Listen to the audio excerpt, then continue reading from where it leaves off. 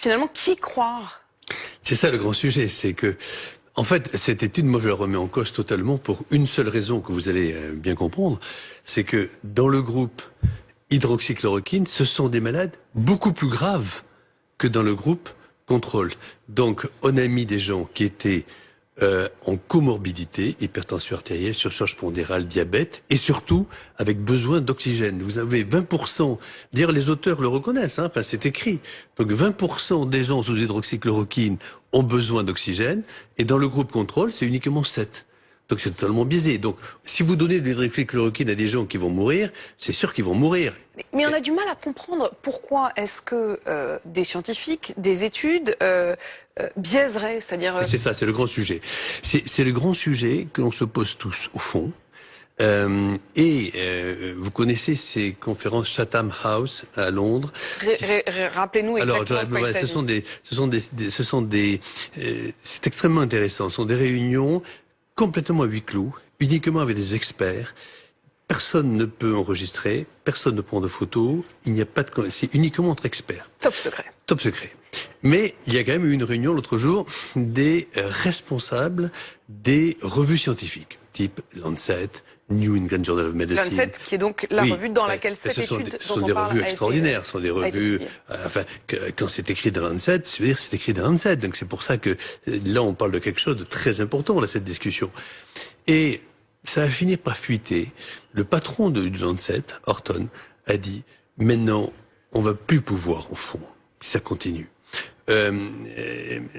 publier des données de recherche clinique parce que les laboratoires pharmaceutiques, aujourd'hui, sont tellement forts financièrement et arrivent à avoir de telles méthodologies pour nous faire accepter des papiers qui, apparemment méthodologiquement, sont parfaits, mais qui, au fond, font dire ce qu'ils veulent à cela. C'est très très grave. Mais ce que vous nous dites est très grave. Ça voudrait dire que ce sont les laboratoires pharmaceutiques qui mettent la pression, une pression y compris financière, j'imagine, sur les résultats scientifiques. Mais dans ce domaine-là, vous comprenez qui on peut croire encore aujourd'hui? Non, mais c'est pour ça que je me permets de vous en parler, parce que c'est un des plus grands sujets. Enfin, jamais personne n'aurait pu croire, comme moi j'ai fait de la recherche pendant 20 ans de ma vie, jamais j'aurais cru que le patron du Lancet puisse dire ça, et le patron du New England Journal of Medicine aussi. Ils ont même dit que c'était criminel. Le mot a été employé par eux.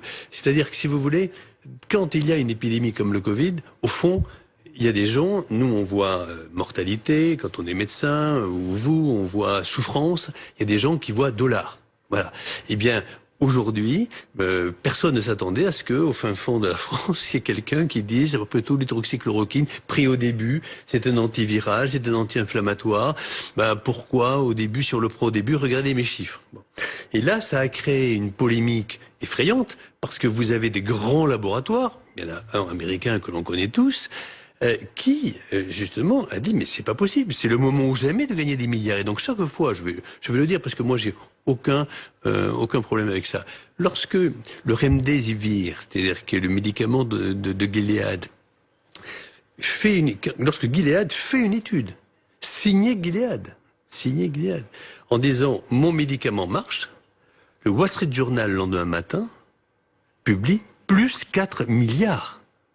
Apolline de Malherbe, plus 4 milliards de valeur boursière. Le jour où quelqu'un, comme moi ou un autre, dit, mais attendez, j'ai pas vu la diminution de mortalité, moi, sur telle étude, il perd 4 milliards.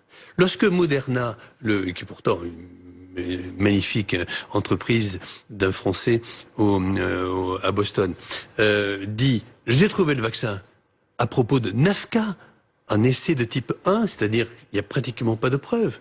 Il prend 30% le lendemain. Alors, comment on échappe à ça? Je crois qu'il faut échapper à ça. Il faut vraiment réfléchir à cela sur le plan mondial. Je ne sais pas, voilà, enfin, je pense que là, je ne sais pas, en fait, vous répondre. Ce que je sais, c'est que ça va se passer au niveau des chefs d'État et de gouvernement. On peut pas accepter...